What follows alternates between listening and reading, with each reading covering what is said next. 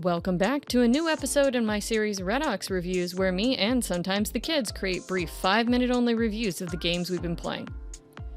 You'll be hearing us give our thoughts on new games and retro games, and you'll hear our pros and cons from different points of view, as well as a quick spoiler-free summary.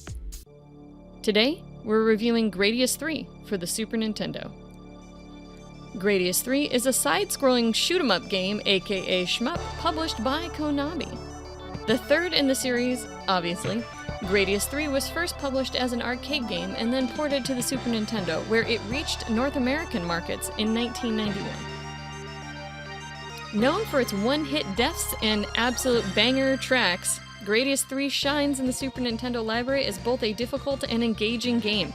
Gradius III introduces new game mechanics as well as a fresh musical score, and was well received both as an arcade game and as a port for the Super Nintendo and the Super Famicom. In my experience, fans of 16-bit shmup-era games tend to include this one commonly in their top 5 favorites. Although I didn't pick up on it, apparently there's a cogent storyline to the Gradius series. Per the game manual, the protagonist is named Vic Viper, a star pilot battling the Bacterion Empire's Bad Vibes Vortex, which is apparently a malignant mass which has spawned all that is wicked in the universe. Sure, why not? Anyway, if you have a chance, make sure to check out the manual for this game, because the story page is pretty ridiculous. My favorite part being the discussion of the importance of art, music, and the pursuit of knowledge in the Gradius culture. Hence the absolutely amazing soundtrack and the need to restore the good juju to the universe. The control system for Gradius III is pretty easy to grasp. One button for the blasting of bad guys, and then the D-pad controls flight. But the nuance and the uniqueness of Gradius III's control scheme comes when you are selecting your loadout. You have the option of selecting various weapons including missiles, lasers, spinny things, shields, and so on. These are fun to try out and to see how they can respond.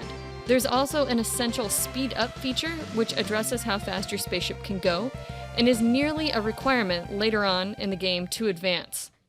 The player can also choose which button to map the power-up feature to, or set it to auto mode. When you map the power-up button, this allows you to trigger which power-up you add to your loadout and in which order after acquiring the upgrades. Gradius III also introduces a 2-player team-up mode for maximum space shooter chaos and shenanigans. The tricky thing about this feature is that you won't really know until you try it a few times which loadout you prefer. And seeing that this is a one-hit death kind of game, as soon as you make a mistake, you're blasted and all your power-ups are removed. Therefore, if you get hit and you die later in the game, this makes it super difficult to get back on track prior to gaming over, and it makes it almost required to complete a no-death run of this title. Sure, Gradius III has difficulty settings, but none of these settings affect that one-hit death feature. And as this game has limited continues and limited lives, well, it can be rather difficult to complete. Now let's take a minute to talk about what I found to be a major downside of this combination of game features, and I'll attempt to do so without spoiling the game element in question. So about 2/3 of the way through the game, there's a level which is unlike any previous or after in the game. And if you have the wrong loadout upon entering it, you're basically guaranteed immediate death, and it is nearly impossible to get through this segment without resetting. So all of your delightful progress must now be replicated again, with the trial and error of new configurations until you're successful at getting past this point. And so for me, this was the point in the game I nearly said, well, guess this was fun, let's move on and never play it again. The best part of this game is clearly the music. Each musical track is fun, catchy, and a standout. I don't know anybody who can resist tapping their feet to Depart for Space.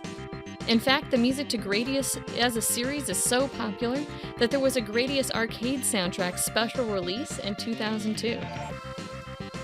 Gradius III was well received by fans back in the Super Nintendo era and is certainly worth playing today. Do you need to finish it? Well, not if you don't want to, and I fully support partial completion of this one due to its poor continue mechanics and the out-of-nowhere level. I personally think this is a great choice for players today when checking out this title, or maybe use a save state if you have access to something like that, because I think save states would support the fun and engaging gameplay of this game and allow you to progress and overcome the poor continue system. Or just go ahead and try to no-death run it. Enjoy! Thank you for watching RedAux Reviews. I'm looking forward to continuing this series with more reviews. If you have a suggestion for a game you'd like me or the kids to review, please post it to the comments section. Check out our live stream on Twitch for family-friendly gaming content, both modern and retro, and thank you for stopping by.